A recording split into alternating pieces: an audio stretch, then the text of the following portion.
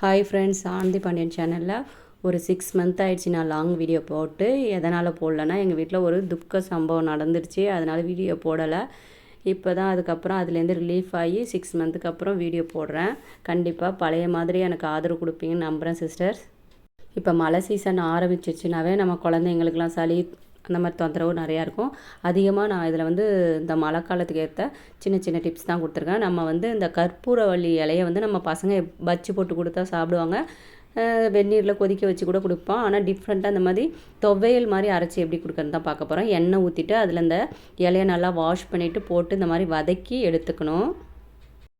வாரத்தில் ஒரு முறையாவது இந்த மாதிரி துவையல் அரைச்சி உங்கள் பசங்களுக்கு சாதத்தில் பிசைஞ்சு கொடுத்தீங்கன்னா இந்த மழை சீசன்லேருந்து கண்டிப்பாக உங்கள் பசங்களை நீங்கள் சளி பிடிக்காத காப்பாற்றலாம். சின்ன வெங்காயம் பாருங்கள் எவ்வளோ போட்டுக்கணும். சின்ன வெங்காயம், பூண்டு, இஞ்சி, இதையும் 2 ஸ்பூன் நல்லெண்ணெயில் செஞ்சிங்கன்னா இன்னும் ரொம்ப நல்லது.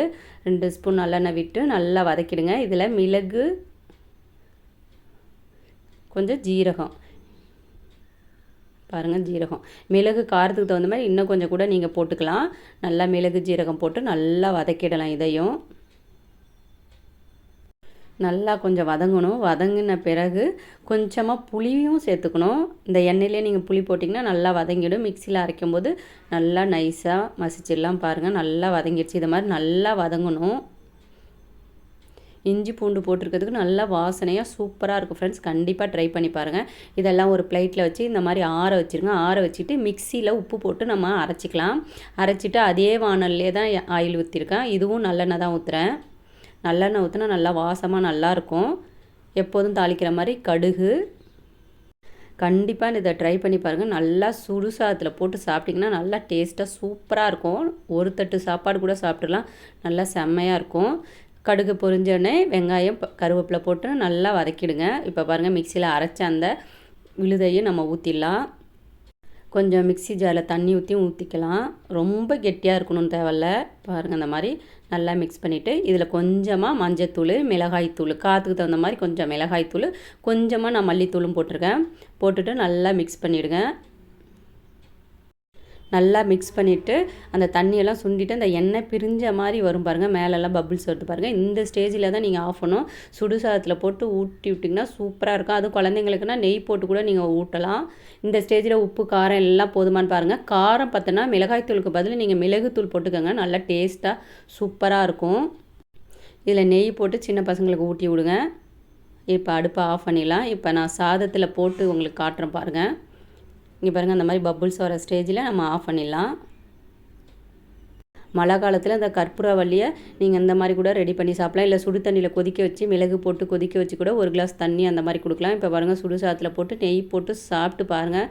ஒரு தட்டு சோடும் ஒரே நிமிஷத்தில் காணா போய்டும். அவ்வளோ டேஸ்ட்டாக சூப்பராக இருக்கும் ஃப்ரெண்ட்ஸ். ட்ரை பண்ணி பாருங்கள். நெக்ஸ்ட் ஐடியா வாங்க என்னென்னு பார்க்கலாம். இப்போ கிராம பகுதியில் இருக்கிறவங்களுக்குலாம் அந்த ஆரேஸ்பரி தலைன்னு சொல்லுவாங்க. ஆரேஸ்பரி, ஆடாத்தோடா, அந்த மாதிரி இலையெல்லாம் வேலி ஓரத்தில் கிடக்கும். நாங்களும் பறித்து வேலி ஓரத்தில் ஃப்ரெஷ்ஷாக தான் போட்டுப்போம். எங்கள் அப்பா நிறையா பறிச்சுட்டு வந்துட்டாங்க. கொஞ்சம் கொதிக்க வச்சு குளிச்சிட்டோம். வேஸ்ட்டாக இதை தூக்கி போட வேணாம், காய வச்சு எப்படி டவுனில் இருக்கிறவங்களாம் இப்போ இந்த மாதிரி கிராமம் சைடு வரும்போது பறிச்சிட்டு போய் இதை நீங்கள் காய வச்சு ஒரு பேக்கில் அள்ளி வச்சுக்கலாம். இப்போ இங்கே பாருங்கள், ஆரேஸ்வரி, ஆடாத்தோடா, இது நொச்சி இலை, இந்த 3 இலையுமே பறிச்சிட்டு இந்த மாதிரி வெயிலில் காய வைக்கக்கூடாது. நிழல்லையே காய வச்சு ஒரு பேக்கில் இந்த மாதிரி தலையை ஆஞ்சி பேக்கில் போட்டு வச்சிட்டிங்கன்னா மழை சீசன் வரும்போது இதுலேருந்து ஒரு 2 கைப்பிடி அளவு வெந்நீரில் போட்டு நல்லா கொதிக்க வச்சு நீங்கள் குளிச்சிங்கன்னா தலைபாரம், சளி தொந்தரவு எல்லாமே சரியாயிடும். கிராமத்தில் இருக்கிறவங்களாம் ஃப்ரெஷ்ஷாக அப்பப்போ பறிச்சுப்பாங்க. பறித்து சாயந்தர டைம்லேயே விறகடுப்பில் போட்டு ஒரு குண்டு தண்ணியில் நல்லா அப்படியே கொதிக்க வச்சு ஆஃப் பண்ணிடுவாங்க. அடுத்த நாள் தான் குளிப்பாங்க அந்த தண்ணியை ஊற்றி. அப்போ மறுபடியும் அடுப்பு பற்ற வச்சு அந்த தண்ணியை லைட்டாக சூடாக்கி அதுக்கப்புறம் குளிப்பாங்க. இந்த மாதிரி உங்கள் கிராமத்துலேயே நீங்கள் ஆரேஸ்பரி இலையெல்லாம் எரி விட்டு குளிச்சிருக்கீங்களா என்னன்னு கண்டிப்பாக சொல்லுங்கள் ஃப்ரெண்ட்ஸ். இப்போ பாருங்கள், மீதி இலையெல்லாம் இந்த பேக்கில் போட்டு வச்சுட்டேன். நிழலில் காய வச்சு இந்த மாதிரி ஸ்டோர் பண்ணி வச்சுக்கோங்க. மழை சீசன் வரும்போது இதுலேருந்து 2 கைப்பிடி அளவு இலையை அள்ளி போட்டு கொதிக்க வச்சு நீங்கள் தலையோடு குளித்து பாருங்கள். தலைபாரம், சளி தொந்தரவு எல்லாமே, தலைவலி எல்லாமே சரியாயிடும். கண்டிப்பாக ட்ரை பண்ணி பாருங்கள். எங்கள் ஊர் சைடெல்லாம் இது ரொம்ப ஃபேமஸ். இந்த மாதிரி தான் குளிப்பாங்க. மழை சீசன் வந்துட்டாவே எல்லாம் பறித்து போட்டு கொதிக்க வச்சு குளிக்கிறது தான். ஏதாவது வைத்தியம் கட்டாமல் ஆரேஸ்வரியை பறித்து போட்டு குளிமா அப்படின்னு தான் சொல்லுவாங்க. 2 நாள் இப்போ மழை பெஞ்சதுல எங்கள் சின்ன பாப்பாவுக்கு வந்து சளி பிடிச்சிட்டு தலைலாம் ரொம்ப பாரமாக இருக்குமா அப்படின்னாங்க. அன்றைக்கி இலை ஸ்டோர் பண்ணியிருந்த ஞாபகம் வந்து ரெடி பண்ண போனால் அப்போ தான் எனக்கு ஞாபகம் வந்து சரி இதுவும் ஒரு வீடியோவாக போட்டால் யூஸ் பண்ணிவிட்டு மீதியை தூக்கி போடுறவங்களுக்கு ஒரு யூஸ்ஃபுல்லான ஐடியாவாக இருக்குமே அப்படிங்கிறது தான் ஃப்ரெண்ட்ஸ் வீடியோ எடுத்து போட்டிருக்கேன். நல்லா இலையை வந்து கரண்டி வச்சு நல்லா தண்ணி உளுக்கு முக்கி விட்டுட்டு மூடி போட்டுருங்க. நிறைய நல்லா தண்ணி வச்சு அதில் கொதிக்க வச்சு தலையோடு நல்லா சுட சுட ஊற்றி குளித்து பாருங்கள். தலைபாரெல்லாம் உடனே சரியாயிடும். இப்போ பாருங்கள் ஒரு கரண்டியில் மொண்டு காட்டுறேன் பாருங்கள். அந்த இலையோட சாயம்லாம் எப்படி இறங்கியிருக்குன்னா அந்த இலையோட கலரே நல்லா சேஞ்ச் ஆகிடுச்சு பாருங்கள். நொச்சி இலை, ஆரேஸ்பெரி, ஆடாத்தொடை இந்த 3 இலையும் தான் நான் போட்டிருக்கேன். உங்களுக்கு இந்த இலைலாம் எப்படி இருக்குன்னு பார்க்கணும், எப்படி வேலியோரத்தில் கண்டுபிடிக்கிறதுனா சொல்லுங்கள், கண்டிப்பாக வீடியோ போடுறேன். நல்லா கொதிச்சிச்சு. அந்த தண்ணி எடுத்து வடிகட்டி ஊற்றுறேன் பாருங்கள் வாளியில். பாருங்கள் என்ன கலராக இருக்குன்னு. நல்லா கை பொறுக்கிற அளவு விளவிட்டு தலையோடு நல்லா ஊற்றி குளிங்க. சளி பிடிச்சதுன்னா தலைவலி, தலைபாரம் எல்லாமே சரியாயிடும். இந்த இலை இனிமேல் வேஸ்ட்டு தான், தூக்கி போட்டுலாம். ஏன்னா எங்கள் ஊர் பக்கத்தில் இந்த இலை அதிகமாக கிடைக்கும். நாங்கள் அன்னன்னைக்கு பறித்து கூட நாங்கள் ரெடி பண்ணிக்கலாம். உங்களுக்கு கிடைக்காது, கொஞ்சம் தான் எங்கள்கிட்ட இலை இருக்குது அப்படிங்கிறவங்க மறுபடியும் அடுத்த நாளுமே இதில் தண்ணி ஊற்றி மறுபடியும் கொதிக்க வச்சு மறுபடியும் ஒரு 2 நாள் யூஸ் பண்ணலாம். அந்த இலையை கொதிக்க வச்சு மறுபடியும் கூட நீங்கள் குளிக்கலாம். ஃப்ரெண்ட்ஸ் கண்டிப்பாக ட்ரை பண்ணி பார்த்துட்டு எப்படி இருந்துன்னு சொல்லுங்கள். இந்த ஐடியா ரொம்ப லேடிஸ்க்கு யூஸ்ஃபுல்லான ஐடியா. இட்லிக்கு மாவு ஊற வச்சிடும். அப்போ தான் எமர்ஜென்சியாக ஏதாச்சும் வேலை வந்திருக்கும், வெளியில் போயிட்டு வருவோம், வந்து மாவு அரைக்கணும் டயர்டாகிடும். ஏன்னா 1 ஹவராவது மாவு அரைப்போம். அந்த மாதிரி டைமில் நீங்கள் இந்த ட்ரிக்கை யூஸ் பண்ணலாம். மிக்ஸி ஜாரில் உளுந்த ஃபஸ்ட்டு ஒரு 2-3 சுற்று நல்லா இந்த மாதிரி அரை பதத்துக்கு மசிச்சு விட்டு நீங்கள் கிரைண்டரில் போட்டிங்கன்னா ஒரு 5 நிமிஷத்தில் உளுந்து மசிஞ்சிடும். அதுவும் உளுந்து ஊற வச்சு ஃப்ரிட்ஜில் வச்சுட்டு மறுபடியும் நீங்கள் மிக்சியில் போட்டு அரைச்சி ஊற்றி பாருங்கள். அப்படியே பொசு பொசுன்னு நல்லா உளுந்து நல்லா பொங்கி வரும். இட்லி நல்லா சாஃப்டாக சூப்பராக இருக்கும்.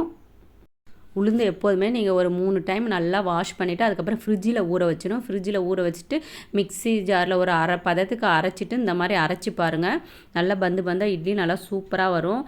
என்னடா இட்லி எப்படி வரும்னு பயப்பட தேவையில்ல. பாருங்கள் உளுந்தை நீங்கள் பார்த்தாவே இட்லி எவ்வளோ பந்தாக வரும்னு கண்டுபிடிச்சிடலாம். இப்போ இட்லி மாவு இந்த மாதிரி நீங்கள் அரைக்கும் போது 1/2 மணி நேரத்தில் எல்லா வேலையும் முடிச்சிடலாம். 1/4 மணி நேரம் உளுந்து, 1/4 மணி நேரம் அரிசி. அந்த 1 கிலோ அளவுக்கு நான் சொல்கிறேன். 1 ஹவர் ஆகும் ஒரு டைம் நம்ம மாவு அரைக்கும் போது. இந்த மாதிரி நீங்கள் அரைக்கும் போது அதிலே பாதி நேரம் அப்படியே 1/2 ஹவரில் நம்ம முடிச்சிடலாம் எல்லா வேலையுமே. 1 இயருக்கு முன்னாடி ஒரு வீடியோ போட்டிருக்கேன் ஃப்ரெண்ட்ஸ். ரேஷன் அரிசியெல்லாம் அதுவும் 8 பங்கு அரிசி 1 பங்கு உளுந்தில் இட்லி எப்படி சுடுறது நல்லா பந்தாக சூப்பராக வருதுன்னு வீடியோ போட்டிருக்கேன் ஃப்ரெண்ட்ஸ். அதுவும் 15 லட்சம் வியூஸ் போயிருக்கு. கண்டிப்பாக அதுவும் உங்களுக்கு யூஸாக இருக்கும். அதோட லிங்க்கையும் தரேன் பாருங்கள். இப்போ வாங்க நான் அரிசியவும் அதே மாதிரி அரைச்சி ஊற்றுறேன் பாருங்கள். 2யுமே அரைச்சிட்டு நான் காட்டுறேன் பாருங்கள். இட்லி வந்து நல்லா வருமா வராதுன்னு பயப்பட தேவையில்ல. நல்லா பொசுன்னு பந்து மாதிரி சூப்பராக வரும். இந்த வீடியோவுமே நான் எடுத்து 6 மந்த்துக்கு மேலே ஆயிடுச்சு. ஆனால் இப்போ தான் அப்லோட் பண்ணுறேன். அதுலேருந்து என்னால் மீண்டு வர முடியல. எங்கள் பசங்க தான் சொன்னாங்க, எந்த ஃப்ரெண்ட்ஸு சொந்தக்காரங்களும் யாரும் 4 நாள் தாம்மா, அதுக்கப்புறம் நம்ம கையை ஊனி வரணும்னு என் பிள்ளைங்க ரொம்ப இந்த காலகட்டத்துக்கு ரொம்ப சப்போர்ட்டாக இருந்தாங்க. சொந்த பந்தம் ஃப்ரெண்ட்ஸ் எல்லாமே சும்மா தாங்க. இந்த காலத்தில் எனக்கு தெரிஞ்சிச்சு. நல்லா இருக்கும்போது எல்லாம் ஃபோன் பண்ணுவாங்க, வீட்டுக்கு வருவாங்க, நல்லா கூத்தடிப்பாங்க, ஃபோன் பண்ணுவாங்க, 1 மணி நேரம் பேசுவாங்க. இந்த கஷ்ட காலத்தில் என்னத்தை பேசுறது, எங்களுக்கே கஷ்டமாக இருக்குது அப்படின்னு ஒரு ஃபோன் பண்ணி கூட பேசுகிறதுக்கு யோசிக்கிறாங்க. அந்த அளவுக்கு என் பிள்ளைங்க தான் இதுலேருந்து என்னை ரொம்ப மீட்டு கொண்டு வந்தாங்க. உலகமே இப்படி தாம்மா, இப்போலாம் காசு பணம் இந்த மாதிரி சுயநலமாக உலகம் ஓடிட்டுருக்கு, நீ தாம்மா ஃப்ரெண்ட்ஸு சொந்தக்காரங்கன்னு எப்படியாவது இருக்க அப்படின்னு சொல்லி நீ வீடியோ போடுமா, வீடியோ போட்டால் நம்ம லைஃப்பை நம்ம தான் பார்க்கணுன்னு சொல்லி என் 2 பசங்கள் தான் ரெக்கவர் ஆகி கொண்டு வந்தாங்க. அதுக்கப்புறம் தான் இந்த வீடியோ அப்லோட் பண்ணுறேன் ஃப்ரெண்ட்ஸ். இப்போ எப்போதுமே சின்ன பசங்களுக்கு நம்ம மாதுளை ஜூஸ் போட்டு கொடுப்போம் பாருங்கள். அந்த ஜூஸில் தேங்காய் பால் குடித்தாலும் வயிறு புண்ணுக்கெலாம் நல்லது அப்படி. இப்போ உள்ள பசங்களாம் காலையில் சரியாக சாப்பிட்றதுனால அல்சர் ப்ராப்ளம் நிறையா பசங்களுக்கு இருக்குது. அவங்களுக்குலாம் நீங்கள் இந்த மாதிரி மாதுளையில் கொஞ்சம் தேங்காய் துருவலும் போட்டு நாட்டு சக்கரை போட்டு காலையில் ஒரு கிளாஸ் ஜூஸ் அடித்து நீங்கள் கொடுத்தீங்கன்னா அந்த வயிறு பிரச்சனை, வயிறு புண்ணு பிரச்சனை எல்லாமே சரியாயிடும். கண்டிப்பாக ட்ரை பண்ணி பாருங்கள் ஃப்ரெண்ட்ஸ். இந்த ஐடியாவுமே உங்களுக்கு யூஸ்ஃபுல்லாக இருக்கும். நெக்ஸ்ட்டு டிப்ஸுமே ஒரு மழைக்கால டிப்ஸ் தான். தூதுவளை ரசம், துவையல் எல்லாமே அரைக்கலாம். இதில் இருக்கிற முள்ளை க்ளீன் பண்ண நம்ம சோம்பேறி பட்டுக்கிட்டு அவ்வளோவா தூதுவளை நம்ம யூஸ் பண்ண மாட்டோம். நீங்கள் முள் எதுவுமே க்ளீன் பண்ண வேணாம். அப்படியே சிசர் எடுத்து போய் கட் பண்ணி எடுத்துகிட்டு வந்து நல்லா தண்ணியில் அலசிட்டு இந்த மாதிரி மிக்சியில் அரைச்சிட்டு நீங்கள் வடிகட்டி ரசம் வைக்கும்போது யூஸ் பண்ணிக்கலாம். இந்த மாதிரி நீங்கள் யூஸ் பண்ணிக்கலாம். நான் இப்போ வந்து ரசத்துக்கு தான் யூஸ் பண்ண போகிறேன். எங்கள் தோட்டத்துலேருந்து அப்படியே முள்ளோட கட் பண்ணி எடுத்துகிட்டு வந்து நல்லா அலசிட்டு மிக்ஸி ஜாரில் போட்டு இந்த மாதிரி நல்லா அரைச்சிட்டு வடிகட்டிடுங்க. முள்ளெல்லாம் இந்த மாதிரி வடிகட்டும் போது போகாது. ரசம் ஆல்ரெடி ரெடி பண்ணி வச்சுருக்கேன். அந்த ரசத்து தண்ணியிலேயே இப்போ பாருங்கள் இந்த தூதுவளையும் அரைச்சிட்டு நல்லா இந்த மாதிரி வடிகட்டிட்டேன். இந்த மாதிரி இந்த மழை சீசனில் சின்ன குழந்தைங்க வச்சுருக்கவங்களாம் ரசம் அடிக்கடி வாரத்தில் 1 நாள் 2 நாள் தூதுவளை ரசம் வச்சு கொடுத்திங்கன்னா சளி பிரச்சனையிலேருந்து நம்ம குழந்தைங்கள பாதுகாக்கலாம். இங்கே பாருங்கள் இப்போ ரசத்துக்கு ரெடி பண்ணிட்டேன். எப்போதும் நீங்கள் தாளிக்கிற மாதிரியே தாளிச்சிட்டு ரசத்தை எடுத்து ஊற்றி கொதிக்க வச்சு பசங்களுக்கு ஊட்டி விடுங்க. தூதுவளை ரசம் ரெடி ஆகிடுச்சு. இந்த மழைக்கால டிப்ஸுக்கு ரொம்பவும் யூஸ்ஃபுல்லாக இருக்கும் ஃப்ரெண்ட்ஸ். ஒரு சில ஃப்ரெண்ட்ஸ் கேட்பாங்க, என்ன தான் உங்கள் வீட்டில் துக்க காரியம் நடந்தது அப்படின்னு ஒரு சிலர் கேட்குறீங்க அப்படின்னா கமெண்டில் சொல்லுங்கள். கண்டிப்பாக நெக்ஸ்ட் வீடியோவில் சொல்கிறேன் ஃப்ரெண்ட்ஸ்.